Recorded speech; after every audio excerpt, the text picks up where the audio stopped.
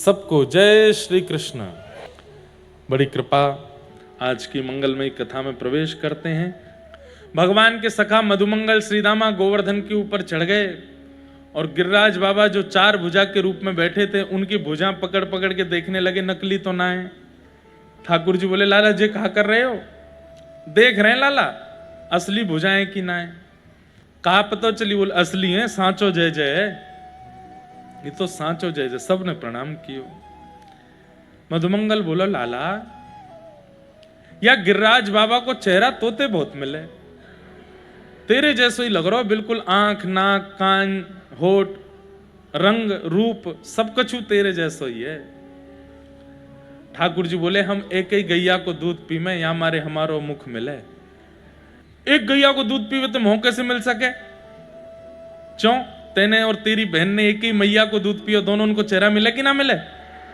मधुमंगल बोलो, हाँ लाला बात तो सही है। इतने में श्रीदामा बोलो, लाला तो फिर गैया को दूध तो बछड़ा भी पीवे, बछड़ा तो हमारे जैसे दिखे ना है। ठाकुर जी बोले, अब बात मत बनावे, जितनी बताइए उतनी मान ले। हम ये प्रसंग, ऐसे छोटे छोटे प्रसंग क्यों सुनाते हैं? अगर ठाकुर जी को अपने वैष्णव में, अपने प्रेमियों में सबसे प्रिय गुण यदि कोई लगता है तो वो लगता है भोलापन, सीधापन, सहजता, सरलता, निर्मलता, और सही बोलूं हमारी आपकी भाषा में, भोंदू बन जाओ, बिल्कुल भोंदू। ऐसे सीधे महाराज कि बस कोई बोल दे कि रात है गई तो अच्छा भैया इतनी 4 बजे ही रात है गई, आजकल चंद सूर्य देवता थक गए होंगे चले गए, इतने सीधे बन जाओ। ठाकुर जी आपको बिना किसी क्रिया के प्राप्त हो जाएंगे, इतनो सीधो। हम लोगों से ठाकुर जी नहीं मिल रहे हैं, इसमें एक बहुत बड़ा कारण हम लोग चतुर हैं, बहुत चतुर हैं। भगवान ने, मैं कभी कभी विचार करता हूं कि गोवर्धन लीला जब ठाकुर जी ने की, बहुत अच्छा था कि मैं और आप उस समय नहीं थे। नहीं तो हम तो साइंटिफिक रीजंस मांगने लगते, कैसे उठा लिया आपने गिरिराज जी? साइंटिस्टों को नासा में फोन करवाओ, आके जांच करिए इस बात की।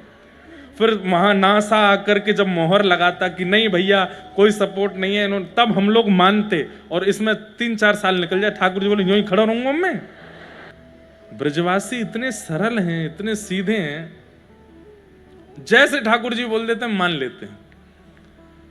अब ब्रजवासियों में आपस में चर्चा चल रही है, नंद जी के लाला जैसा लगे गोवर्धन नाथ तो मधुमंगल जाके सबको बता रहा है, अरे वो एक ही गैया को दूध पीवे के कारण भयो है। और सब ब्रजवासी मानते भी जा रहे हैं। ठाकुर जी बोले, मुझे यही प्रिय है, ये सरलता, ये सहजता, ये निर्मलता इन ब्रजवासियों की। इसके कारण मुझे लगता है कि ये मेरे प्राण हैं। मेरे मन में कभी कभी बात आती है, लेकिन लोग बाग बुरा मान जाएंगे, हमारे ब्रज के लोग। ब्रजवासी भी धीरे धीरे चतुर रहते जा रहे हैं। ब्रजवासी इनको स्वभाव चतुर नहीं है भैया, ब्रजवासी तो भोले, ब्रजवासी तो अति सीधे हैं। और उनके चतुर होने का कारण भी है कि भीड़ इतनी बढ़ गई है ब्रज में, इतने बाहर के लोग जाने लगे हैं, इतने प्रकार के लोग जाने लगे हैं, तो फिर उनसे बचने के लिए और वो चतुराई लानी पड़ी उनको। पर मुझे कभी कभी लगता है कि हे ठाकुर जी, हम तो नित्य अपनी भागवत जी से प्रार्थना करते हैं कि चाहे जितना यश मिल जाए, चाहे जितनी दक्षिणा मिल जाए, चाहे जितनी उपमाएं मिल जाएं, पर ठाकुर जी हमको भोला ही बनाए रखना, हमको सीधे ही बनाए रखना। ये मन में कभी ये भाव ना आवे कि हम कुछ हैं।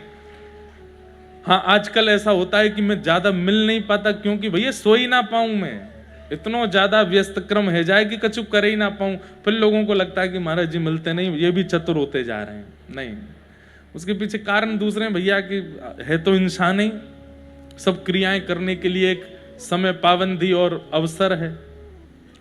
बाकी नित्य ठाकुर जी से मांगो कि हे नाथ, हम तो आपसे निवेदन कर रहे हैं, आज भागवत जी से मांग लीजिए और ये भागवत जी दे भी देंगी। हम मांगते संसार हैं, वो फिर स्वार्थ हो जाता है। अगर ऐसी कोई वस्तु मांगी जाए, जैसे मेरे अंदर से काम नष्ट हो जाए, मुझे रूप स्वरूप देख करके काम भाव मन में प्रकट होता है, हे भागवत जी मेरे चित्त का काम नष्ट करो, नष्ट होगा। आप ठाकुर जी से प्रार्थना करो कि मेरे सामने कोई कुछ ऐसा करता, मुझे क्रोध बहुत जल्दी आता है, मेरा क्रोध समाप्त कीजिए ठाकुर जी। और सबसे बढ़िया बात, ठाकुर जी से प्रार्थना करो, हे नाथ चाहे जो हो जाए मैं सीधा ही रहूं, सहज ही रहूं, मुझे चतुराई ना आवे, ऐसी कृपा कर दो, मैं चतुर ना बनूं। हम चतुर शिरोमणि हैं, इसीलिए ठाकुर जी से मिलने में बाधा हो रही है, इसीलिए ठाकुर जी से मिलने में रुकावट बनी हुई है। सीधे हो जाओ, सरल हो जाओ। फिर भी क्या छल करने से पहले घबराए, कपट करने से पहले घबराए, चतुराई लाने से पहले घबराते हैं हम लोग कि भाई ठाकुर जी को प्रिय नहीं है। आप लोग एक बात विचार कीजिए, विवाह होने के बाद सैक्रिफाइस करते हैं लोग, पति पत्नी के लिए सैक्रिफाइस, इसको ये पसंद नहीं तो मैं नहीं करूंगा, पत्नी पति के लिए कि इनको ये पसंद नहीं तो मैं नहीं करूंगा। इतना ज्यादा सैक्रिफाइस बच्चों के लिए करते हैं कि भाई इनको ये प्रिय नहीं लगता, हमारे बेटे को ये प्रिय नहीं है, हमारी बेटी को ये प्रिय नहीं, तो माता पिता सैक्रिफाइस करते हैं, बच्चे सैक्रिफाइस करते हैं, माता पिता ये प्रिय नहीं तो हम ये नहीं करेंगे। ठाकुर जी के लिए हम लोग क्यों सैक्रिफाइस नहीं करते? उन्होंने ज्यादा डिमांड्स तो की नहीं आपसे, अच्छा खाओ, अच्छा पियो, अच्छे रहो, खूब नाचो, खूब गाओ, पर एक दो बात के लिए बस वो कह रहे हैं कि निर्मल मन रखो, छल मत करो, कपट मत करो, दोष मत रखो चित्त में। और सीधी बात, इतनी बातें नहीं, ठाकुर जी बस यूं कह रहे हैं भोले बने रहो। मैंने एक बार कहीं कथा में कहा था, यही विषय कह रहा था, तो एक सेठ जी मुझसे बोले, महाराज जी आप युवाओं को भटका रहे हो। मैंने क्यों? बोले इतने भयावह संसार में आप लोगों से कह रहे हो कि सीधे हो जाओ, सरल हो जाओ, यहां लोग छल करते हैं, कपट करते हैं, दुष्कर्म कर जाते हैं, और आज का युवा सीधा हो जाएगा तो फिर जीवन कैसे जिएगा? मैंने कहा एक बात सुनिएगा, ध्यान से सुनना। उनको जो उत्तर दिया, मैंने कहा बालक जितना छोटा होता है ना, उसकी जिम्मेवारी उतनी मां रखती है, और जैसे ही बालक सीखने लग जाता है, चलना भी सीख गया, बोलना भी सीख गया, खाना भी सीख गया, पहनना भी सीख गया, तो मां दूसरा कमरा बनवा के उसमें सुलाती है, अपने आप उठो, अपने आप नहाओ, अपने आप खाओ, पहनो, जाओ। मैंने कहा ठाकुर जी को जिस दिन दिख जाता है ना कि ये चतुर हो गया, ये विषयों से भी लड़ना जान गया, ये चतुर लोगों से भी इसको लड़ना आता है, हर परिस्थिति से जूझना इसको आ गया है, तो ठाकुर जी कहते हैं अब भैया अपनी रखवाली खुद कर। लेकिन जब ठाकुर जी को लगता है बहुत सीधो है, या तो कोई भी या तो मजाक कर जाएगो, कोई भी या तो कछु कह जाएगो, तो ठाकुर जी माऊली मैया बन जाते हैं, फिर गोद में रखते हैं, कोई कुछ कह नहीं सकता। फिर सीधे बनिए। अरे संसार चतुर है तो हम चतुर बने, ये विचार मन में मत लाओ। हमारे ठाकुर जी सीधे हैं इसलिए हम सीधे बनेंगे। संसार अगर आपके साथ छल कर भी गया, संसार यदि आपके साथ कपट कर भी गया, तो भैया रिवर्ट में ठाकुर जी उसके साथ क्या करेंगे वो आप सोच भी नहीं पाओगे। इसलिए सीधे ही रहो। मैं फिर कह रहा हूं, बहुत सीधे रहो, सरल रहो, सहज रहो, निष्कपट हो जाओ, ब्रजवासियों की तरह हो जाओ। अरे मधुमंगल बन जाओ, श्रीदामा बन जाओ, तन सुखा मन सुखा बन जाओ, ललिता बन जाओ, विशाखा बन जाओ। हमारी प्रिया जी कैसी हैं? अति सीधी। क्या उपमाएं हैं किशोरी जी की? सहज स्वभाव पहला। नवल किशोरी, नवल किसको कहते हैं? जो सदा युवा ही, कुमारी की ही रहती हैं, उससे बड़ी नहीं होती, उनको नवल किशोरी। हमारी किशोरी जी बड़ी ज्यादा मतलब युवावस्था नहीं आती, वो नवल ही रहती हैं। नवल किशोरी, नवल किशोर, दोनों नवल ही रहते हैं। द्वारिका का प्रसंग आता है, भगवान का परपौत्र 25 वर्ष का, भगवान का पुत्र 50 वर्ष का, और स्वयं दादाजी 16 वर्ष के। ठाकुर जी जब अपने पूरे परिवार के साथ आते हैं तो पुत्रों के परपुत्रों के सफेद बाल हैं, और ठाकुर जी छोटे से, रेशे भी नहीं आए हैं, ये छोटे छोटे बाल आ जाते हैं मुख पे, ये भी नहीं निकले हैं ठाकुर जी के, ऐसे हैं ठाकुर जी। द्वारिका में ठाकुर जी सदा नवल ही रहते हैं। तो हमारी किशोरी जी इतनी भोली हैं। एक बार सब सखीन ने ठाकुर जी किशोरी जी को बैठा लियो, और सब सखियां किशोरी जी को समझा रही हैं कि हे श्यामाजू, बहुत सुंदर लीला है, ध्यान से सुनियो, आपने एक चतुराई लाओ अपने अंदर। किशोरी जी बोली काहे को? बोले ये लाला बहुत छलिया है, बहुत कपटी है, बहुत चतुर है, और ये आपसों ऐसे ही खेल के चलो जाए, आपसों ऐसी लीला करके चलो जाए, कभी आपको ऐसे ही आनंद लेके चलो जाए, आप इतनी भोली भारी हैं, विचार ना करें। एक बार कहा भयो, किशोरी जी को ठाकुर जी लेकर के गए, सब लोग इधर देखो, ध्यान से सुनो और सुनिए, अगर एक आध को झोंके आ जाते हैं ना, तो आपको तो पता चल जाती बगल वाला झोंका ले रहा है, कोहनी मारा करो जोर से, आपको उसका फल मिलेगा कि भाई स्वयं तो सुन ही रहे थे, उसको भी सुनवा रहे थे। बोले घर में जाके सोइयो यार, कथा चल रही है, सुन ले। एक बार ठाकुर जी किशोरी जी से बोले, हे किशोरी जी, हमारे नंदगाम के बगीचा में खूब सुंदर आम लगे, आप आओ। तो किशोरी जी ने सब सखीन से कही कि भैया नंद के लाला ने निमंत्रण भेजो है कि हमारे बगीचा में आम लगे हैं, वो आम खावे आ जाओ। तो सब सखी बोली चलो चलो आम पाएंगे, और सब सखीन के संग किशोरी जी आ गई। पर हमारे ठाकुर जी इतने उद्यमी हैं, खुद के बगीचा में नहीं लगे थे आम, दूसरे के बगीचा में लगे थे, और वो दूसरा भी इतना चिड़ोकला और इतना हठीला कि उसके बगीचा कोई आम ले जाए तो वो पीछे डंडा लेके भागता था। किशोरी जी आ गई सब सखीन के संग। तो ठाकुर जी बोले आओ आओ आओ, हरी श्यामाजू, हमारो नंदगाम पवित्र कर दियो आपने आए करके, चलो जेरो सामने बगीचो, चलें यही में आम पावेंगे। किशोरी जी बोली आपको ही है? हाँ हाँ सब हमारो ही है, यहाँ कोई नंदगाम पूरा मेरो ही तो है, नंद बाबा को है। बोले अच्छा। और वहां जैसे ही पहुंचे तो सब सखियां अलग अलग पेड़ों के वृक्षों के नीचे, ठाकुर जी बोले सब लोग जाओ, खूब प्रेम से एक ऊपर से तोड़ो, नीचे एक ऐसे झोली करके भरते जाओ, और प्रेम से फिर पावेंगे। मैं श्री जी को लेके जा रहा हूं और मैं श्री जी के साथ आम तोड़ तोड़ के पाऊंगा। श्री जी को ले गए, श्री जी तो बड़ी आनंद में आज आम पावेंगे। वृक्ष के पास पहुंच करके लाल जी बोले श्री जी एक कमी है। बोले कहा? मुंह पे वृक्ष पर चढ़नो ना आवे, आप चढ़ जाओ, मैं नीचे पीतांबरी करके खड़ा हूं, ऊपर से आम गिरती नहीं हूं, मैं लपक लूंगा।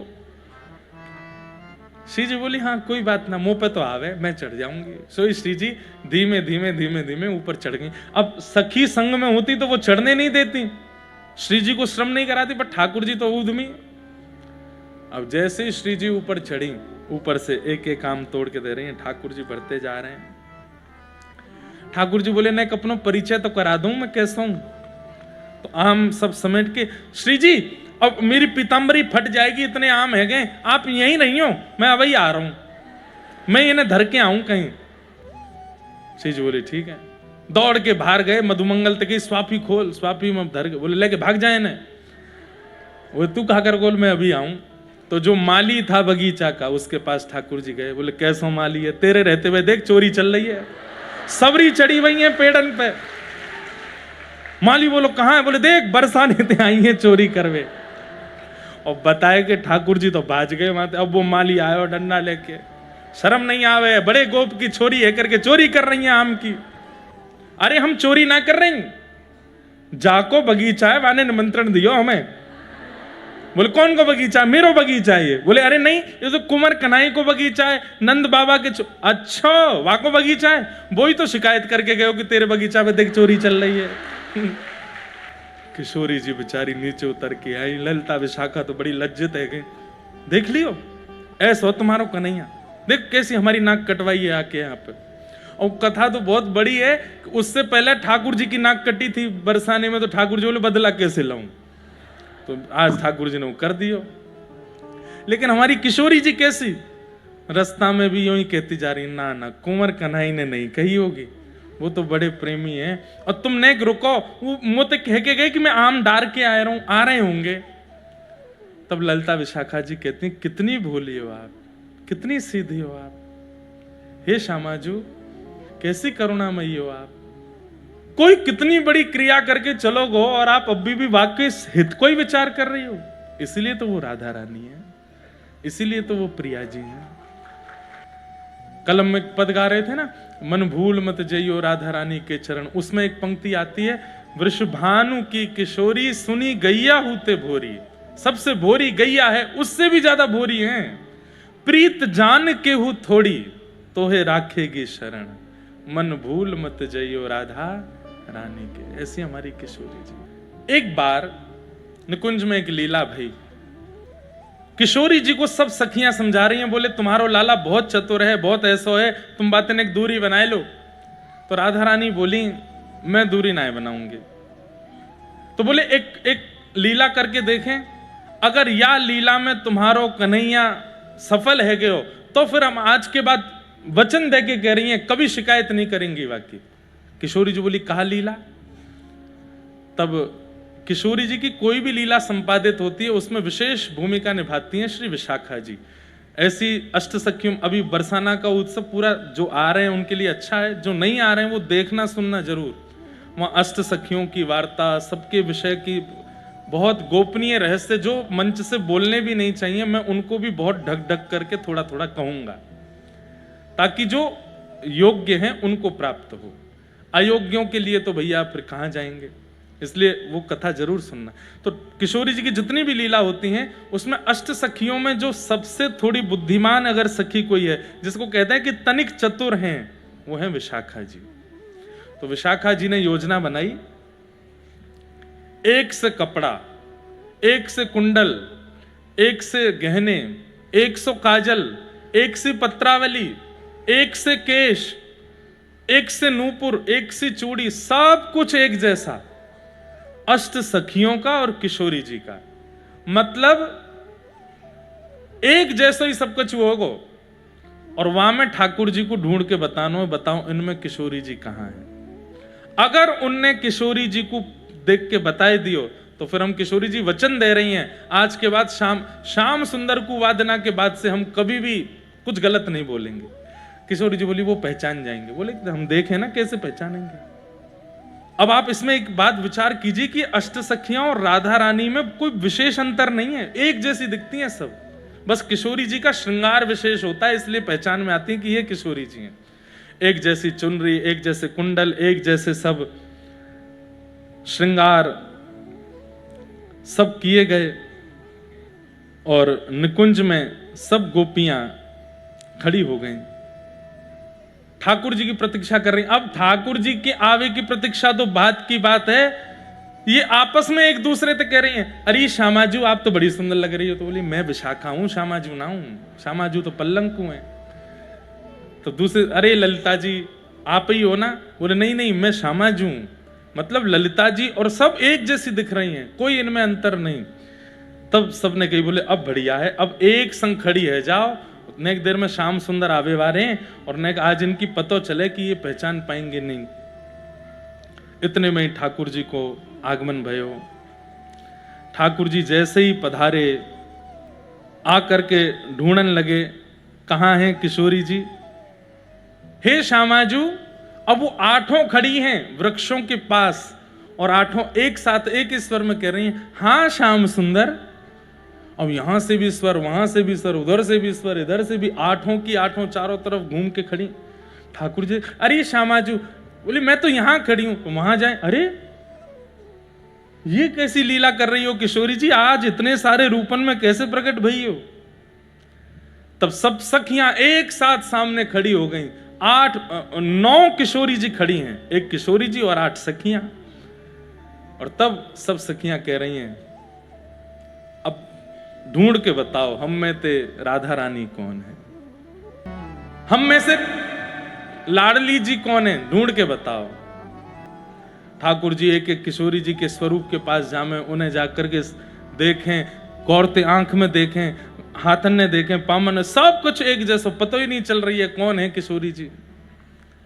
ठाकुर जी बोले आज तो मैं तगड़ो फंसो, कैसी लीला है रही है यहाँ पे। इतने में ही ठाकुर जी ने एक चतुराई करी, बोले मैं तो पहचान गयो कौन सी है किशोरी जी।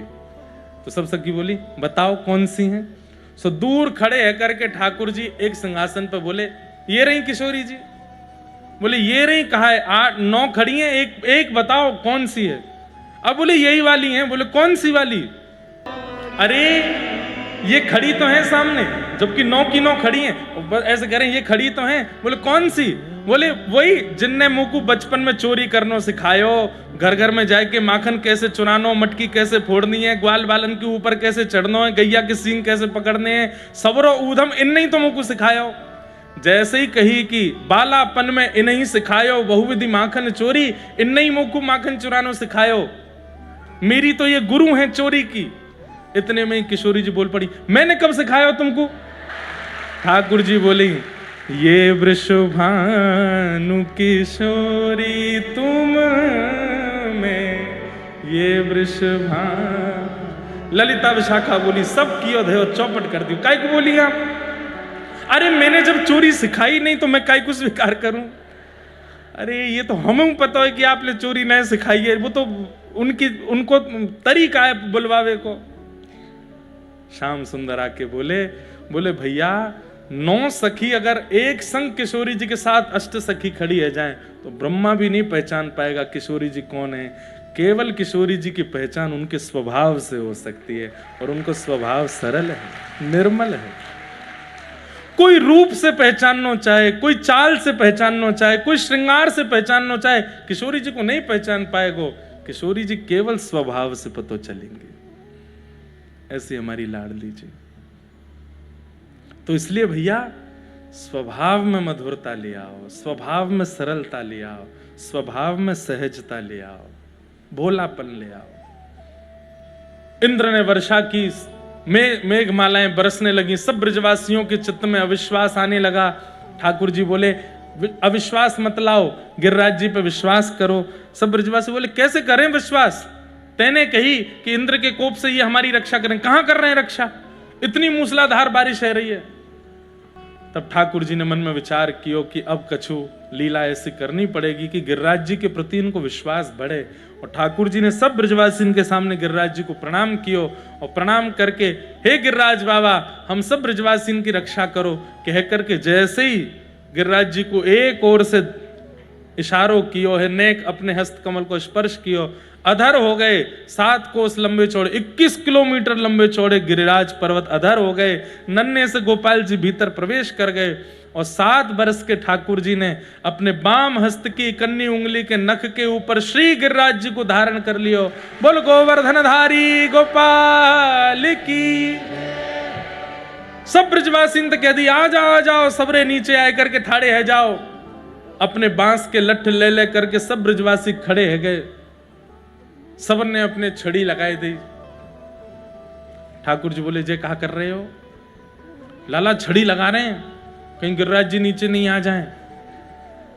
मतलब अब भी ब्रजवासियों को यूं लग रही है ये अपने आप उठे ऊपर। वो तो गिरिराज जी से हमने प्रार्थना करी तो इंद्र से रक्षा करने के लिए अपने आप ऊपर उठ गए, तो कहीं नीचे नहीं आ जाए तो हम छड़ी लगा लें। और सब ब्रजवासी ठाकुर जी लाला तेने उंगली काय को लगा रखी, नीचे कर ले आए। हाँ हम यहां छड़ी लगा रखी, उंगली पे यूं कर खड़ो है। ठाकुर जी बोले मैंने उंगली नीचे कर ली तो सबरे चटनी बन जाओगे। अच्छा तेरी उंगली पर रखे हैं ये गिरिराज जी? बोले और नहीं तो का। सब ब्रजवासी बोले लाला तू देख बात मत बनाए कर, चल जल्दी अपनी उंगली नीचे कर ले। ठाकुर जी बोले तो फिर संभालो तुम गिरिराज जी, मैं हटा रहा हूं उंगली। बोले हाँ ठीक है हम संभाल लेंगे। जैसे ठाकुर जी ने नेक उंगली नीचे करी महाराज, सबकी छड़ियां टूटने लगी, चट चट चट करके दूर दूर तक सब ब्रजवासी अरे लाला संभाल संभाल संभाल, भागा दौड़ी जैसी होने लगी। ठाकुर जी ने फिर से अपनी उंगली लगाई और फिर से गिरिराज जी ऊपर की ओर अधर हो गए और गिरिराज जी स्तब्ध हो गए। अब दूर दूर तक एक भी ब्रजवासी की छड़ी नहीं है, अकेले ठाकुर जी की नख पर, उंगली पर नहीं। एक तो बाम हस्त सीधे हाथ से थोड़ा कमजोर होता है, उस बाम हस्त में भी इकन्नी उंगली सबसे कमजोर होती है, और इकन्नी उंगली के भी नख पे ठाकुर जी ने गिरिराज जी धारण किए। ये प्रभाव नहीं है ठाकुर जी का, इसमें भी एक संदेश है, बहुत ध्यान से सुनो। ठाकुर जी कह रहे हैं हम सबको एक संकेत कर रहे हैं। बोले क्या? बोले भैया मेरे 2 स्वरूप हैं, एक स्वरूप ये है और एक स्वरूप ये है। एक तरफ 21 किलोमीटर लंबे चौड़े गिरिराज जी हैं जिनके लिए बाम हस्त की कन्नी उंगली के नख ही काफी है, और एक तरफ 10 ग्राम की बंसी है, वाकई का जो 2 भुजा को प्रयोग करना पड़े मुंह को तब वो धारण हो गए। ठाकुर जी क्या कह रहे हैं? बोले जब सामने से जीवन में प्रेम आता है तो प्रेम को स्वीकार करने में एफर्ट्स ज्यादा लगाओ। पर हम लोग कैसे हैं, जब विशाल पहाड़ रूपी संकट हमारे जीवन में आता है उस पहाड़ को, उस संकट को अपने जीवन में आ गया है, उसको दूर करने में, वो जीवन में आ चुका है, इसका विषाद करने में हम लोग एफर्ट ज्यादा करते हैं। ठाकुर जी कहते हैं संकट जीवन में आवे तो इकन्नी उंगली की तरह रखो, ज्यादा ध्यान ही मत दो उस तरफ। अरे जीवन में संकट आया, विपत्ति आई, आपत्ति आई, ठाकुर जी बोले इकन्नी उंगली लगाओ वहां पे, मेरे प्रारब्ध हैं, निकल जाएंगे एक दिन। लेकिन जब जीवन में मैं आऊं, वेणु स्वरूप कथा आवे, वंशी स्वरूप संकीर्तन आवे, तब उसको प्राप्त करने के लिए ठाकुर जी बोले मैं टेढ़ो मेढ़ो है जाऊं वंशी धारण करवे में, पूरी अपनी योजना लगा दूंगा वंशी के स्वर को सुनने में। ठाकुर जी मानो संकेत कर रहे हैं हमको, जीवन में प्रेम आवे, भक्ति आवे, भाव आवे, सद्भाव आवे, सेवा आवे, उसको स्वीकार करो पूरे एफर्ट्स के साथ। और जीवन में जब संकट आवे, इकन्नी उंगली लगा, मतलब थोड़ा एफर्ट तो लगाना है, पर कितना लगाना है? बोले इतना ही लगाना है बस। पर कई लोग कैसे होते हैं, संकट आते ही इतने विचलित हो जाते हैं, इतने विचलित, रात में भोजन नहीं कर रहे, सो नहीं रहे, और टेंशन में बैठे हैं, पीड़ा में बैठे हैं, और डिप्रेशन हो गया आजकल के युवाओं को। ये 50 साल पहले नहीं था डिप्रेशन, 60 साल पहले एंजाइटी नहीं होती थी, आज से 100 साल पहले सुसाइड्स नहीं होती थी। क्यों? क्योंकि संकटों को जूझना, सहना और उनको बहुत एफर्टलेसली अपने जीवन में स्वीकार करना लोग जानते थे। आज का जमाना अलग है, यहां पर बैकलैशेस होते हैं, दुनिया भर के प्रपंच होते हैं, अनर्गल बातें होती हैं, लोग दुनिया के कुछ भी कहते हैं और सामने वाला उसको सह नहीं पाता, वो उसको ऐसे स्वीकार करता, ओ हो इसने मेरे बारे में क्या कह दिया, इसने मेरे साथ ऐसा क्यों कर दिया, मेरे पैसे क्यों खर्च हो गए, मेरा काम क्यों चला गया, मेरी जॉब क्यों चली गई, मैं फेल क्यों हो गया। नहीं, इतना उस पर विचलित मत होइए। इसलिए युवान दुनिया भर के रोगों के शिकार हो रहे हैं, ऐसे ऐसे रोग जिनकी दवाइयां ही नहीं है। पर ठाकुर जी की बहुत बड़ी कृपा है बंधुओं, मैं प्रशंसा के रूप में नहीं कह रहा हूं, व्यासपीठ आज कितनों के डिप्रेशन रोग को दूर कर रही है, कितनों की एंजाइटी दूर कर रही है। आप आकर के हमारे पास उन लोगों की चर्चाएं, मैं बताऊं आपको कैसे कैसे युवा आते हैं, कैसे कैसे बालक आते हैं, मरणासन स्थिति में थे कि बस अब प्राण त्याग ही देंगे, केवल उंगली घुमाते घुमाते 1 मिनट का कुछ शॉर्ट सुन लिया, कुछ वीडियो सुन ली, कुछ प्रवचन सुन लिया, बदल गया जीवन। अपनी बात नहीं कर रहा हूं मैं, हमारे वृंदावन के पूज्य प्रेमानंद जी महाराज, कितने बालकों का जीवन संवार दिया उन्होंने, कितने बालकों के व्यसन छुड़वा दिए। अरे बड़ी बड़ी व्यसन छुड़वाने वाली कंपनियां फेल हो गई, बड़े बड़े व्यसन छुड़वाने वाली दवाइयां फेल हो गई, लेकिन सुनिए बात, कुछ तो लोग कहेंगे, लोगों ने उनको भी नहीं छोड़ा, कटघरे में उनको भी खड़ा किया। आप ऐसा कैसे करते हैं, आप ये कैसे बोल सकते हैं, आपने ये क्यों कर दिया, आपने ये बहुत गलत है। व्यक्ति ने अच्छा क्या किया, आदमी को भुलाने में एक क्षण लगता है, और व्यक्ति से अपराध क्या हो गया, वो अपनी 80 साल की उम्र तक याद रखता है उसको। 80 साल की आयु में किसी ने कहा, अरे तुम उनको जानते हो, तुम्हारी गली में वो गुप्ता जी, हाँ हाँ हाँ, अरे भैया वो उनका बेटा तो विदेश में हो गया, उसने इतनी, ठीक है हमसे पूछो उनकी बात, तो क्या किया था उन्होंने 30 साल पहले, हमको बताए, हम बताएं। देखा, ये व्यक्ति का स्वभाव है, उसको बुराइयां याद रहती हैं लोगों की। अब हमारे महाराज जी हैं, हमारे पूज्य मलुक पीठ वाले महाराज जी हैं, रमन रीति वाले महाराज जी हैं, हमारे कई सारे महापुरुष, पूज्य मुरारी बापू हैं, पूज्य रमेश भाई ओझा हैं, जिसने भी अपनी वाणी से, अपने विचारों से, अपनी क्रियाओं से संसार के कलयुगी जीवों में परिवर्तन लाने का प्रयास किया, दूसरे ही लोगों ने उनको कटघरे में खड़ा कर दिया, उनके छोटे छोटे दोषों को निकाल करके उछालना प्रारंभ कर दिया। ये वो नहीं करते हैं, ये वो लोग नहीं करते हैं, कलयुग करवाता है उनसे। भाई देखो, आप किसी के यहां किराए पे रहते हो, अब आपका जो किराएदार है वो नियम लॉज बता देता है, मेरे घर का नियम है रात्रि 10 बजे के बाद आओगे तो मैं गेट नहीं खोलूंगा, मेरे घर का नियम है कि आप ऊपर जो है ऊधम मचाओगे तो मैं अपने घर में नहीं रखूंगा, मेरे घर का नियम है कि यहाँ पीना खाना नहीं चलेगा। ऐसे सब किराएदार नियम बनाते हैं, तभी किराए पर किसी को देते हैं अपना ऊपर का माला या कोई कमरा। ऐसे ही हम आप सब लोग कलयुग के घर में किराएदार हैं। हम कलयुग के घर में हैं और कलयुग के नियम क्या हैं? अगर तुम 10 बजे रात में सो गए तो तुमको उत्पीड़ना दूंगा। 2-2 बजे तक उठो, 3-3 बजे तक उठो। पानी पीते हो, वो पीला वाला क्यों नहीं पीते, उसको पीना शुरू करो। नहीं पियोगे तो तुमको उत्पीड़ना दूंगा। अरे घास फूस खाते हो, मांस खाना प्रारंभ करो तो मैं नहीं तो तुमको उत्पीड़ना दूंगा। सेवा करते हो ठाकुर जी, कथा सुनते हो, तिलक रज लगाते हो माथे पर, नंगे पैर घूमते हो ब्रजमंडल में, ये सारे नियम मेरे यहां नहीं चलेंगे। और जो इन नियमों का पालन करता है फिर कलयुग उनको दूसरों के द्वारा इस प्रकार से मोलेस्ट कराने की योजनाएं बनाता है, परेशान करता है। अरे कहां तक गए, कभी कभी तो ऐसे बच्चों के माता पिता उनको परेशान करते हैं कि सेवा करते हो, कथा सुनते हो, साधु महात्माओं के वचन सुनते हो। कलयुग ही तो करवाता है। कलयुग को पसंद नहीं कि आप वहां उसके नियमों के विपरीत रहो। इसलिए भैया जीवन में आने वाले आर्त, संकट, विपत्ति, आपत्ति, इनको ऐसे स्वीकार करो। और जीवन में आने वाला प्रेम, भक्ति, भाव, भजन, उसको ऐसे स्वीकार करो, दोनों भुजाओं से स्वीकार करो, पूर्ण रूपेण उसको अंगीकार करो। ठाकुर जी ने एक नख पर गिरिराज्य धारण करके ये संकेत किया। अच्छा, कोई भारी चीज उठाओ, अभी ये स्पीकर रखा, इसको मैं उठाऊंगा तो मुझे झुकना पड़ेगा, मेरे को पैर के घुटने झुकाने पड़ेंगे। भारी वस्तु उठाने में झुकना, टेढ़ा मेढ़ा होना पड़ता है। पर ठाकुर जी भारी वस्तु ऐसे ही उठा लेते हैं, सीधे। श्रीनाथ जी सीधे ही खड़े रहते हैं। और वंशी पाम टेढ़े, कमर टेढ़ी, गर्दन टेढ़ी, हाथ पाम सबरे बांके बिहारी बन जाते हैं। क्यों? ठाकुर जी कहते हैं प्रेम को भार सहो नहीं जाए। प्रेम ज्यादा भारी है, प्रेम ज्यादा मूल्यवान है मेरे लिए। तो गिरिराज जी धारण किए।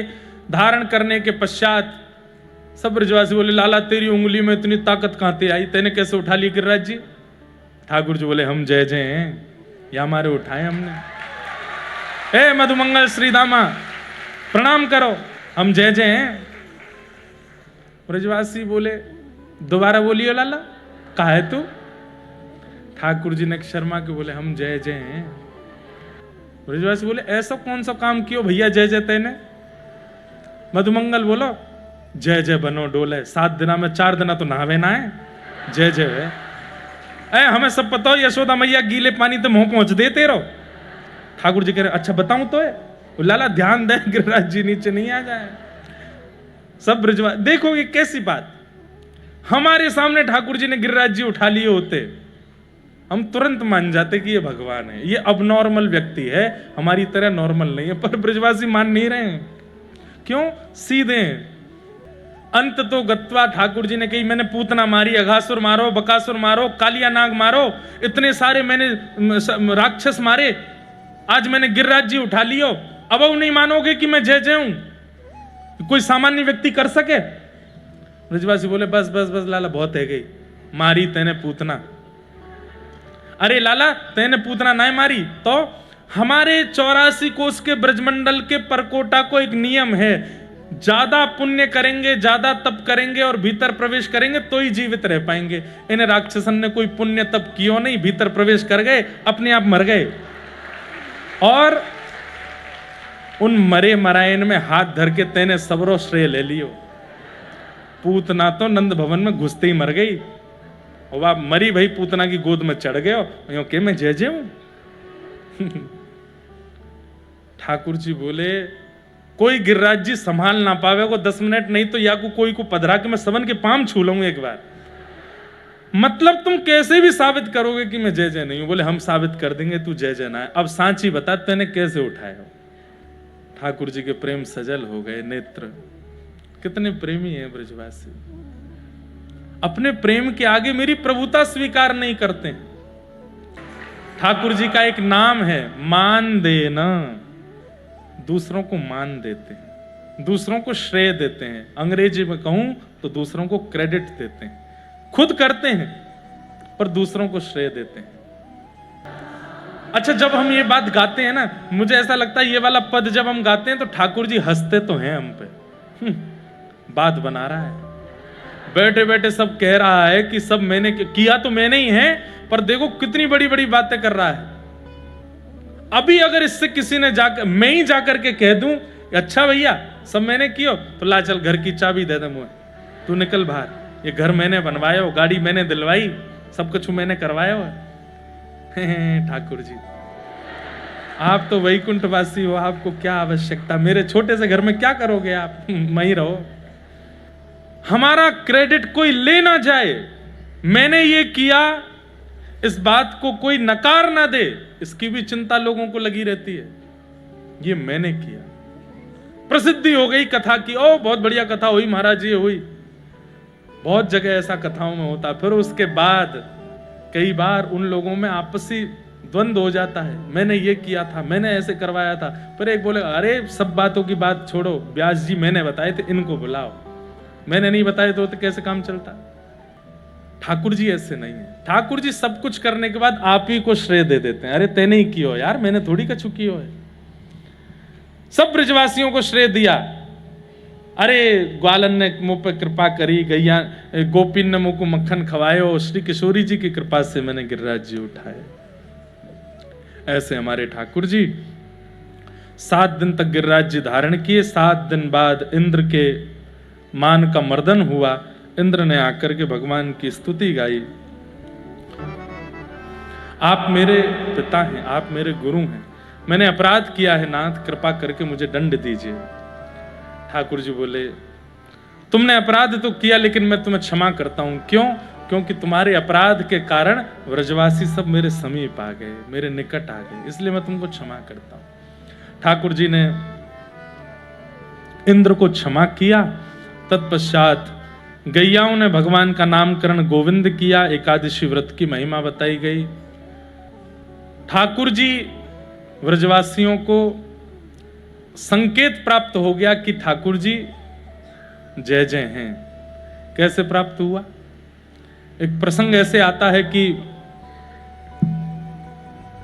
नंद बाबा अर्धरात्रि में यमुना जी स्नान करने के चले गए, और उस समय पर स्नान करने चले गए जिस समय देवताओं के, गंधर्वों के स्नान का समय होता है। 3:45 बजे से पूर्व, अगर सुबह सुबह 3:45 बजे से पूर्व आप देव नदियों में स्नान करते हैं तो उसको कहीं ना कहीं शास्त्रों में हो सकता है मेरे समय आगे पीछे हो, पर उसको निषेध माना गया। क्यों? क्योंकि वो देवता गंधर्व जनों के स्नान का समय है। उस समय मानव स्नान नहीं, मानवों के स्नान का समय ब्रह्म मुहूर्त है, और ब्रह्म मुहूर्त 3:45 बजे शुरू होता है, 3:45 पे शुरू होता है ब्रह्म मुहूर्त। उसके बाद आप देव नदियों में स्नान कर सकते हो। तो समय ना पता होने के कारण नंद बाबा नदी स्नान करने के लिए गए, तो गंधर्वजन इनको लेकर के गंधर्व लोग देवलोक ले गए। लौट करके नंद बाबा बहुत देर तक डुबकी लगाए, बाहर नहीं आए, तो हड़कंप मच गया। सबने जाकर के लाला को बताई, लाला नंद बाबा भीतर गए, बाहर नहीं आए। कालिया नाग तो चलो गो, फिर नंद बाबा बाहर क्यों नहीं आए? ठाकुर जी ने दिव्य दृष्टि से देखा कि ये तो देवलोक चले गए। तुरंत ठाकुर जी ने दूसरे रूप से देवलोक में प्रकट हुए, शंख चक्र गदा पद्म धारण करके। नंद बाबा ने जैसी देखी, जे तो मेरो लाला या कि 4 भुजा कहां ते आ गई।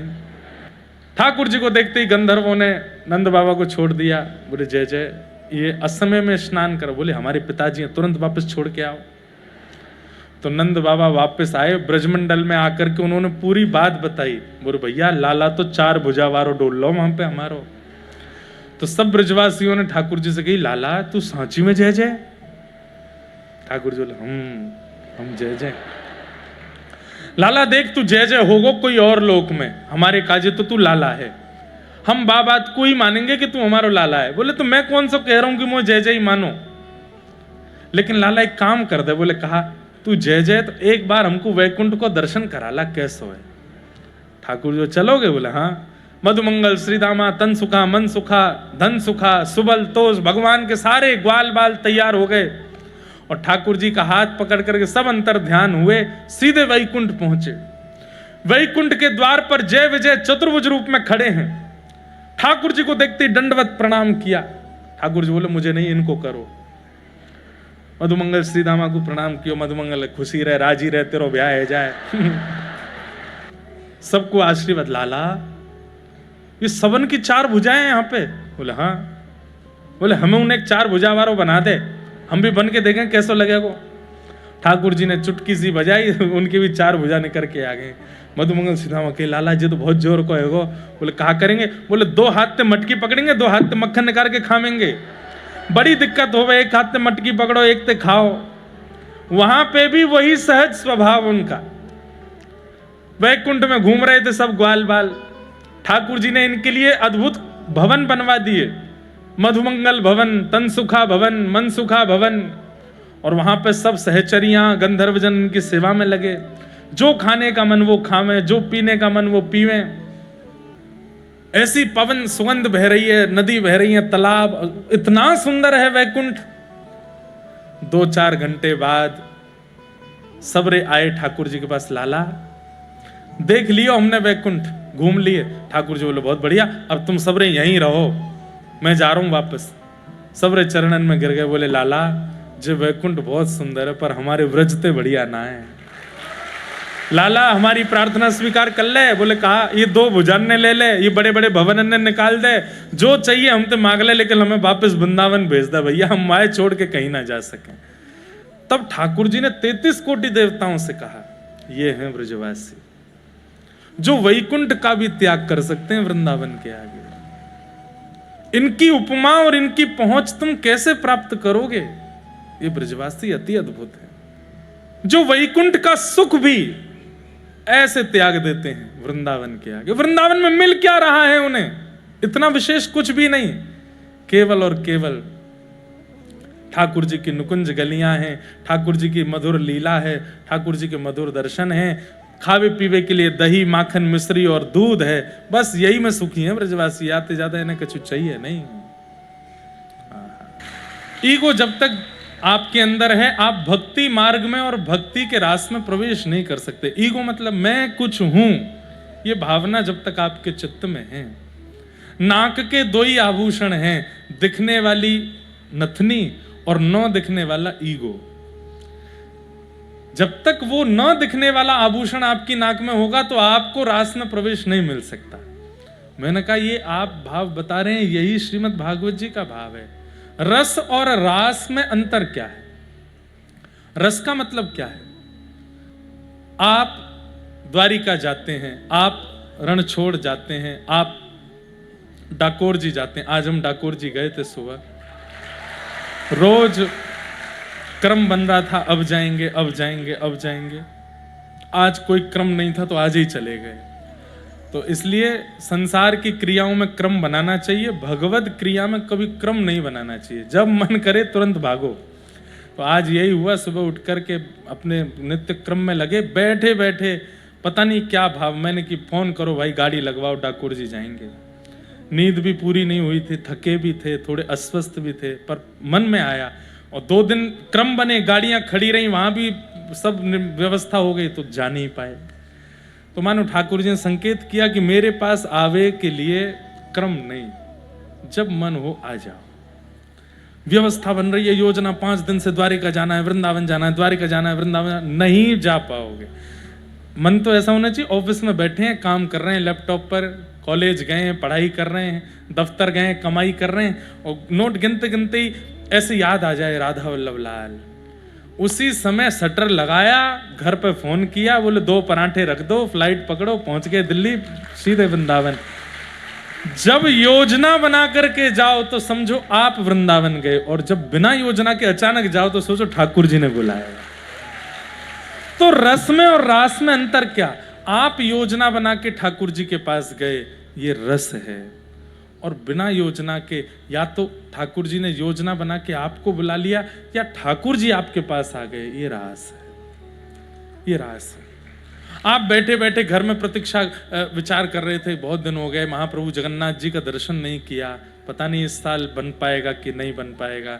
तभी आपके कोई रिश्तेदार, नातेदार, मित्र या कोई, मैं कह रहा हूं फोन ही आ गया, और उन्होंने आके कहा, भैया हम जगन्नाथपुरी गए थे, वहां से प्रसाद लाए हैं, कब मिलोगे घर पे, हम भिजवा देते हैं। इसको समझना ये रास है।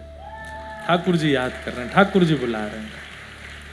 रस और रास में यही अंतर है। सीधी बात, आपने योजना बनाई ठाकुर जी से मिलने की, वो रस है। ठाकुर जी योजना बनाए आपसे मिलने की, वो रास है। रामदास बोढ़ाना जी के साथ में रास हुआ, नरसिंह मेहता जी के साथ रास हुआ। सांबल दास करके पुत्र थे नरसिंह मेहता जी के, 2 पुत्री थी, 1 पुत्र थे सांबल दास। उनका विवाह निश्चित हुआ एक नगरी की बड़े सेठ जी की पुत्री से, धनवान थे। तो जब संबंध पक्का हो गया तो लोग बागों ने जाकर के सेठ जी से पूछा, कहाँ आपने अपनी बेटी का ब्याह पक्का किया? बोले कि अरे वो जूनागढ़ के अपने वो नरसिंह मेहता जी, उनके पुत्र से। अरे वो करताल पीटा।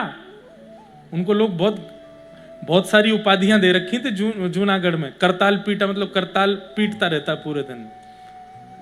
और आपको एक अंतर की बात बताऊं, जब महादेव की कृपा से नरसिंह मेहता जी को रास का दर्शन हुआ, ये बात मैं कथा में जब नरसिंह मेहता जी का थोड़ा चरित्र कहा था तो मैंने कहा है, हमारे पूरे ब्रह्मांड में व्रज के भक्तों के अलावा यदि रास का दर्शन पूरे ब्रह्मांड में किसी को हुआ तो वो गुजरात के नरसिंह मेहता जी को हुआ रास का दर्शन। नहीं तो रास में ठाकुर जी महादेव को भी प्रवेश नहीं करने देते हैं। उस रास में नरसिंह मेहता गए। महादेव जब प्रकट होकर के बोले नरसिंह मेहता कुछ मांगो, तो महादेव से नरसिंह मेहता कहते हैं जो आपको भी दुर्लभ है वो दो। तब महादेव बोले मुझे दुर्लभ तो रास है। उस रास में गोपियों ने रोक दिया था, चलो वही रास दिखाता हूं। तो जब रास में पहुंचे तो ऐसा संकीर्तन किया नरसिंह मेहता जी ने कि ठाकुर जी प्रसन्न हो गए। और ठाकुर जी ने अपने एक पांव का नूपुर नरसिंह मेहता जी के पांव में बांध दिया। तभी ऐसी प्रसिद्धि तो है कि एक पांव में नूपुर पहनते थे, पर हमारे व्रज के रसिक संत कहते हैं कि किशोरी जी ने भी अपने एक पैर का नूपुर, नरसिंह मेहता जी के दोनों पैर में नूपुर थे। तो जूनागढ़ में विशेष रूप से जो उनका अपमान होता था वो इसलिए भी होता था क्योंकि घुंघरू पहन के घूमते थे, अब छम छम छम छम छम करते डोलते थे। तो सब लोग बड़ी हंसी उड़ाते थे उनकी। आ गया करताल पीटा आ गया, कीर्तनिया आ गया, गाल बजावा आ गया, चीखने चिल्लाने वाला आ गया, देखो मानव के नर के वेश में छोरी बन के घूम रहा है। ऐसा लोग बोलते थे उनको। नरसिंह मेहता सब स्वीकार करते। तो किसी ने जाकर के वो लड़की के पिता से कह दिया, तुमने उनके बेटे से ब्याह पक्का किया? करताल पीटा, पुरुष होकर के स्त्रियों के वेश में घूमता है, उससे अपनी बेटी का ब्याह पक्का कर दिया। अरे हमने तो ऐसी स्थिति भी सुनी है कि उसके यहां पर एक समय भोजन बन जाए तो दूसरे समय भोजन की व्यवस्था नहीं होती। अपनी बेटी देने से पहले विचार कर लेना। और ये नियम भी है बंधुओं कि पिता को चाहिए अपनी पुत्री अपने से ऊंचे खानदान में भेजे। पुत्र के लिए चाहिए कि भले ही सामान्य कन्या आवे, बहुत धनवान ना हो, बहुत योग्य ना हो, बहुत सुंदर भी ना हो, बस भक्त हो तो पुत्र के लिए योग्य है। लेकिन पुत्री के विवाह में पिता को चाहिए कि ऐसा परिवार लूं जो मुझसे भी अच्छा हो। ऐसी जगह अपनी पुत्री को भेजना चाहिए। तो पिता को चिंता हो गई कि अरे मैं तो नरसिंह मेहता जी की प्रशंसा 2-4 लोगों से बोले, वो सब झूठ तुमको बहका दिया है, तुम्हारी पुत्री वहां पे रोएगी अगर ब्याह हो गया तो। हम तो कह रहे हैं ब्याह करने से पहले थोड़ी जांच कर लो।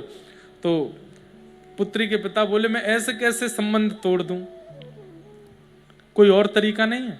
बोले हाँ एक तरीका है। बोले क्या? तुम बारात कैसी लेकर के आओ ऐसा पत्र लिख करके उनको भेजो और उसमें इतनी सामग्री और इतनी योजनाएं बता देना कि नरसिंह मेहता घबरा जाए, अपने आप ही रिश्ता तोड़ दे।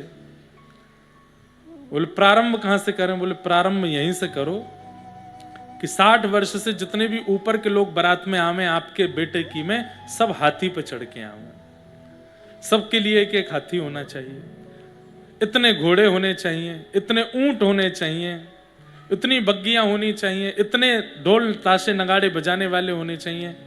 हमारे नगर में आप बारात लेकर के आएंगे तो हमारा मान करने के लिए कम से कम बारातियों के गले में 9-9 लाख के हार होने चाहिए, 9-9 लाख के।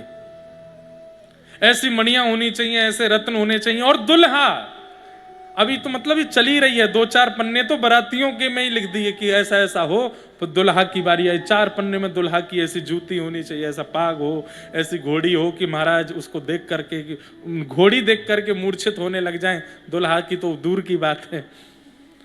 सब पत्र लिख दिया।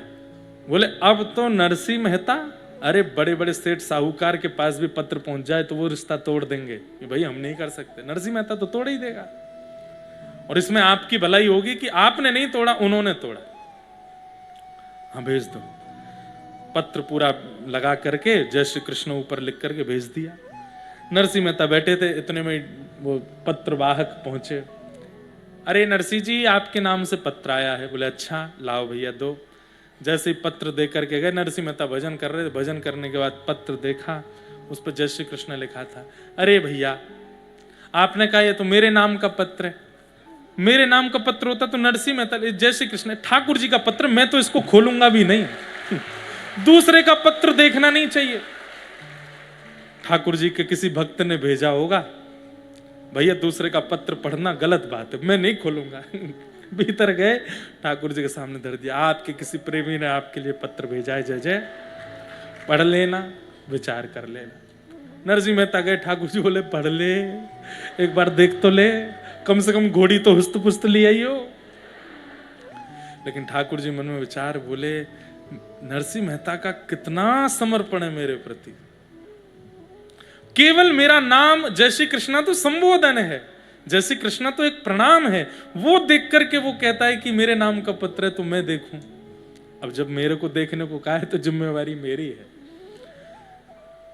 यहां बहुत दिनों तक जब नरसिंह मेहता की कोई खबर नहीं आई तो लड़की वालों ने समझा भाई रिश्ता पक्का ही होगा, तभी कुछ नहीं आया है, तैयारी करो। एक आध बार बीच में मिल भी गए तो बोले आपने सब देखा? हाँ सब ठीक है, हम तो लेके आएंगे अपने बेटे की बारात।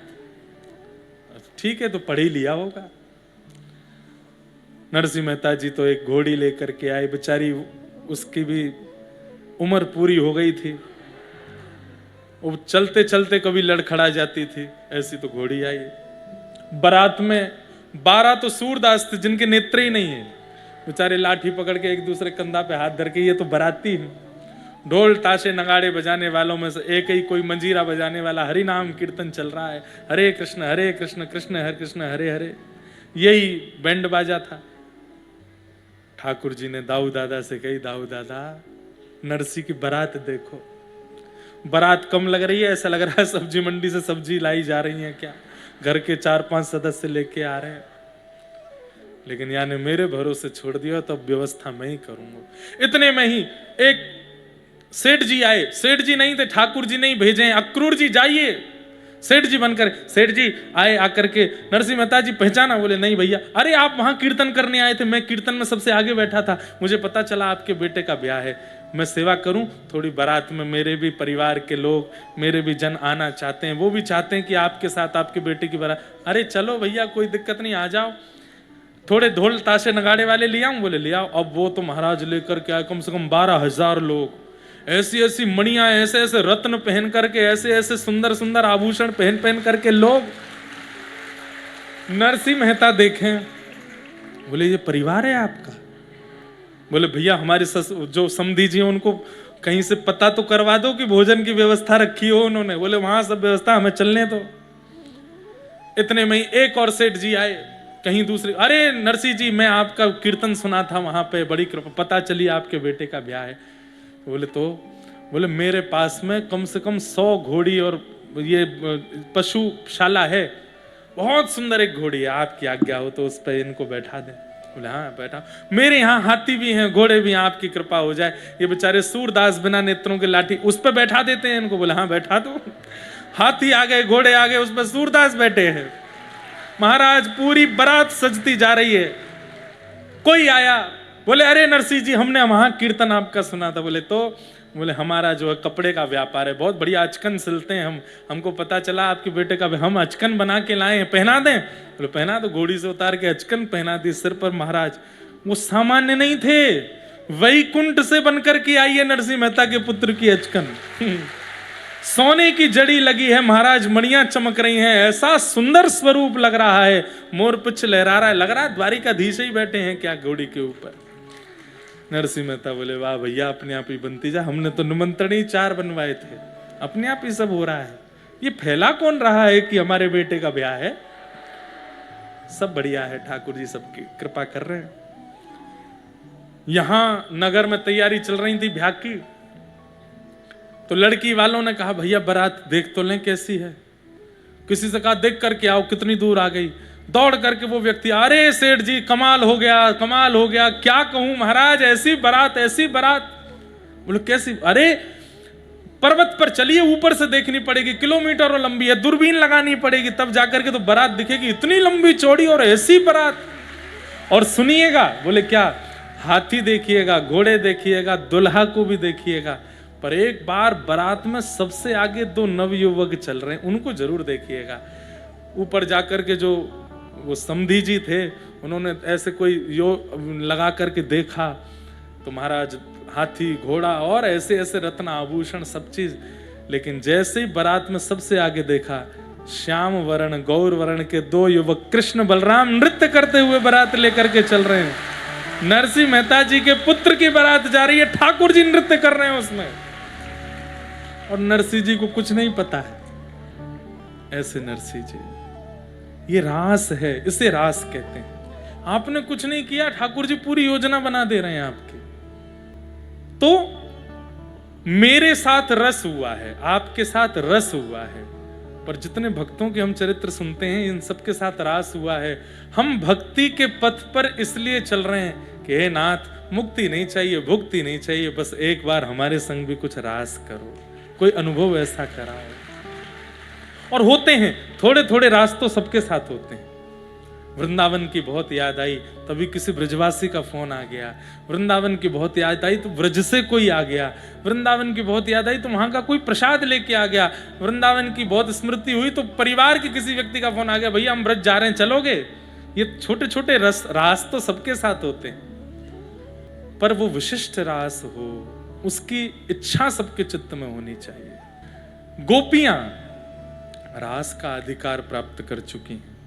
ये व्रज की गोपियां कौन है बंधुओं? ये त्रेता के दंडकारन वन के वही संत हैं जो राम जी के दर्शन के इच्छा में रह गए, लेकिन राम जी का दर्शन नहीं हो पाया।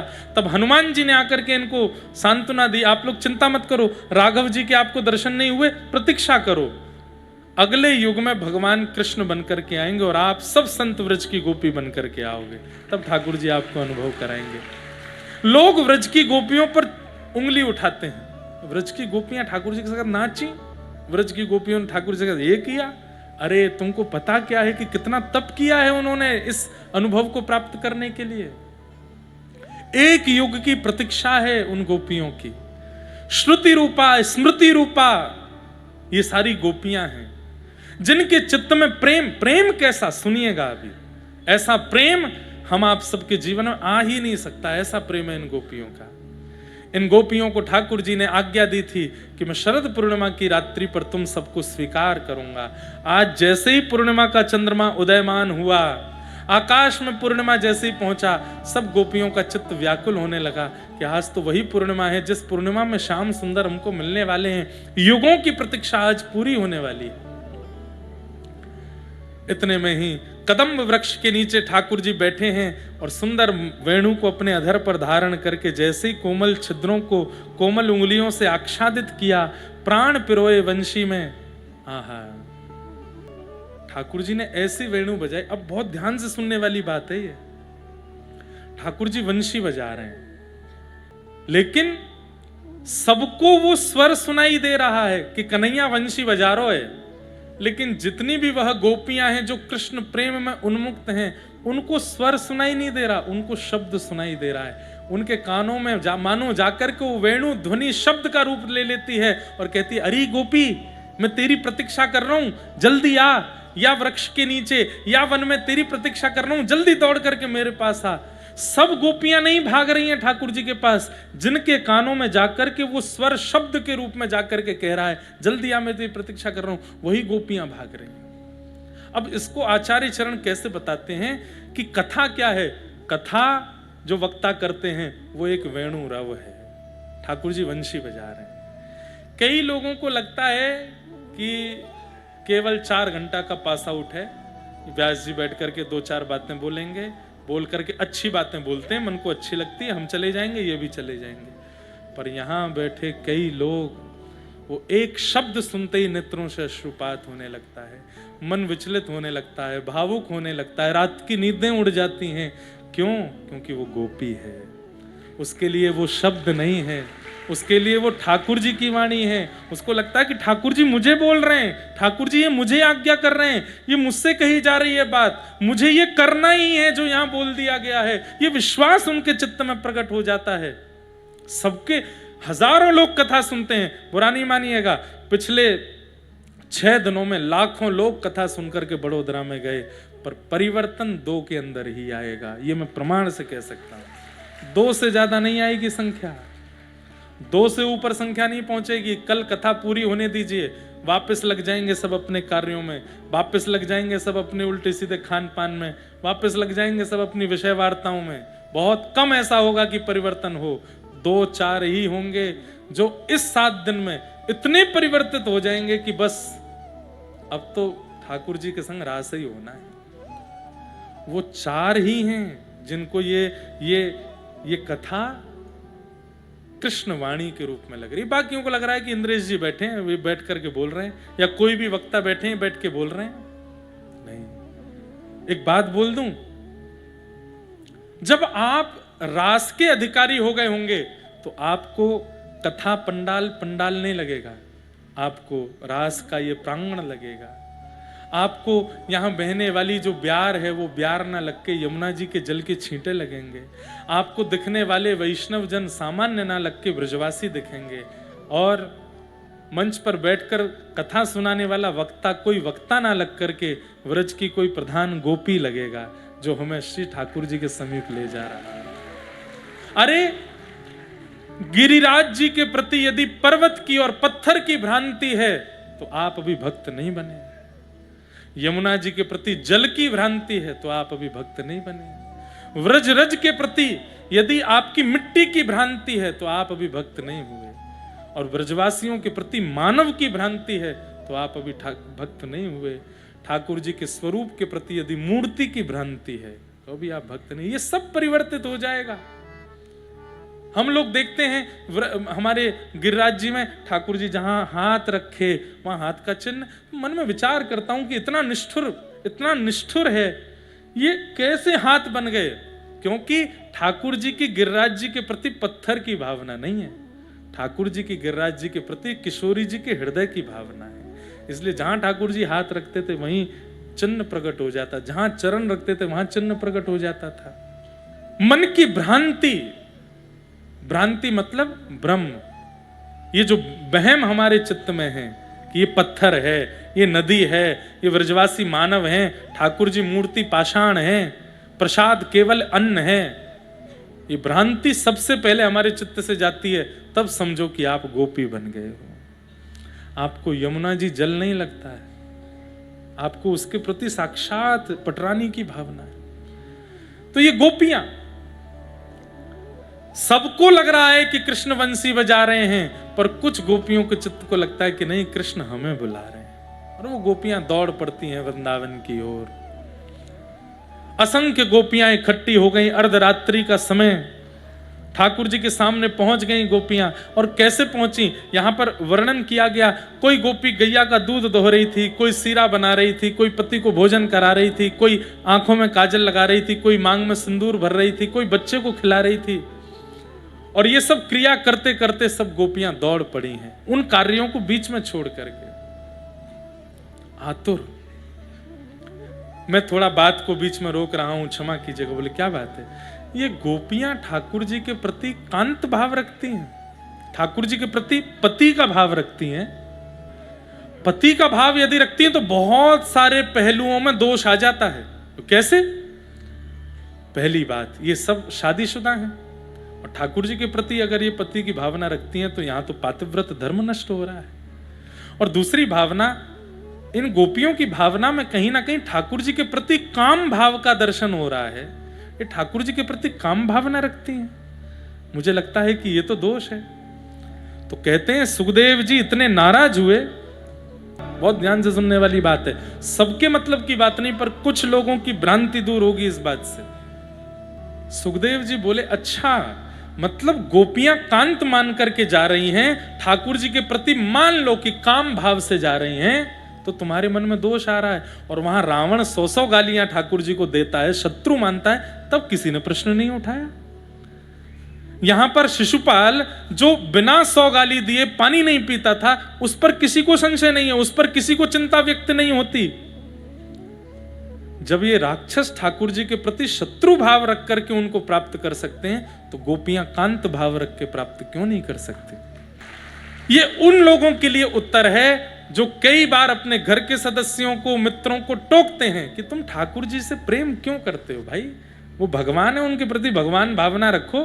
तुम भक्त हो, वो भगवान है। तुम कभी उनसे प्रेम कर रहे हो, तुम अपने आप को उनकी प्रियतमा मान रहे हो, तुम अपने आप को उनका प्रियतम मान रहे हो, तुम अपने आप को उनका भाई, सखा, बंधु मान रहे हो। अरे ये सारा पाखंड है, ये सारा अज्ञान है। इस तरीके का प्रवचन करने वाले लोग यहां पर सुखदेव जी डांट करके कह रहे हैं। और एक शब्द कहा है, व्यास जी मंच पर बैठे हैं, समझेंगे इस बात को। शुकाचार्य जी कह रहे हैं गोपियां कांत मान करके जा रही हैं, नहीं कि मुतादोक्षज प्रिया, अदोक्षज भगवान भी इनको अपनी कांता मानते हैं, इनको अपनी प्रियसी मानते हैं। ठाकुर जी के प्रति प्रेम होना ही प्रेम शब्द को सौभाग्यवंत बनाता है। संसार के प्रति प्यार होता है, आसक्ति होती है, प्रेम नहीं होता। प्रेम कहते किसको हैं, गोपियां परिभाषा देंगी, अभी समझिएगा उस बात को। ठाकुर जी ने कहा, आप सब क्यों चली आई इतनी अर्धरात्रि को? अपने पतियों को छोड़ करके आई हो? ठाकुर जी परीक्षा ले रहे हैं। ओहो, आप सब शादीशुदा हो, आप सब पति युक्त हो। अरे कईयों के तो बच्चे भी हैं, कईयों के तो नाती भी हैं। भगवान के रास में कौन सी गोपियां आई हैं? कई लोगों का भ्रम यहां भी टूटेगा। आबाल वृद्ध वनिता, 6 वर्ष से लेकर के 150 वर्ष तक की गोपियां हैं। मतलब 6 वर्ष की वो गोपी भी है जिसको स्त्री पुरुष का भेद नहीं पता, और 150 वर्ष की वो गोपी भी है जिसको 4 गोपियां उठा के चल रही है, दांतें नहीं है मुख में। और 150 वर्ष की गोपी से लेकर 6 वर्ष तक की गोपी, सबके चित्त में कृष्ण के प्रति एक ही भाव है। ये कैसे हो सकता है? ये सांसारी मोह नहीं है, ये सांसारी आकर्षण नहीं हो सकता। अरे कोई दादी अम्मा के समय की बूढ़ी माता जी, अब कोई, और ठाकुर जी की उम्र कितनी है? 6.5 वर्ष के हैं लाला। कितने वर्ष के? नहीं, 7.5 वर्ष के। गिरिराज उत्सव के 1 वर्ष बाद का ये क्रम है। 7.5-8 वर्ष के बीच के हैं ठाकुर जी। 7.5-8 वर्ष के बालक के प्रति कांत भाव आ सकता है? अगर कोई बालक यहाँ 6.5-7 वर्ष का हो, उसको मंच पे लाके खड़ा करो, इतनी भीड़ देख के रोने और लगेगा वो। उसके प्रति कांत भाव, उसके प्रति पति का भाव, उसके प्रति प्रेमी का भाव, इलॉजिकल बात है। बहुत लॉजिकल चिल्लाता है आज का समाज। ये बिल्कुल लॉजिकल हो ही नहीं सकता। तो जब लॉजिकल नहीं है, इसीलिए तो वो प्रेम है। यहां आप सिद्ध नहीं कर पाओगे, आज की बुद्धि से इसको बैठा ही नहीं पाओगे। गणित आपकी फेल हो जाएगी। यहां पर ये रास हो कैसे गया? पर हो गया क्योंकि वो प्रेम है। वहां पर सामान्य शरीर का भाव नहीं है, वहां सामान्य इंसानों का प्रेम नहीं है। इंसानों में उम्र देखी जाती है, इंसानों में शरीर देखा जाता है, इंसानों में सुंदरता देखी जाती है। यहां पर ये सब नहीं देखा गया। एक गोपी तो एक आंख में काजल लगा के आई है बस, और ठाकुर जी उसको, अरे प्रिय तू तो बड़ी प्यारी लग रही है। आप सब हंस रहे हो, लेकिन वहां वो वास्तविक मान रही है। एक गोपी अपनी चोटी गूंथ रही थी, तो एक तरफ की चोटी गूंथ पाई थी, दूसरी तरफ की चोटी खुली रह गई। इतने में वंशी की धुनाई तो ऐसे ही दौड़ी है। ठाकुर जी कह रही, आज तेरे केश कितने सुंदर लग रहे हैं। यहां रूप सौंदर्य नहीं देखा जा रहा है किसी का भी। एक गोपी एक आंख में काजल लगा रही थी, तो वंशी की धुन आने लगी, तो मन में विचार करने लगी, ठाकुर जी बुला रहे हैं, दौड़ी। आधे रास्ते में दूसरी गोपी ने कही, अरे एक आंख में काजल लगा के आइए, ऐसा लग रहा है एक आंख से काणी है क्या? काणी समझते हैं? जिनकी एक आंख थोड़ी छोटी हो। दूसरी में लगा किया। अब वो दूसरे में जब काजल लगा रही है तो उसको सहन नहीं हो रहा। ठाकुर जी प्रतीक्षा कर रहे हैं, सब गोपी मुझसे पहले पहुंच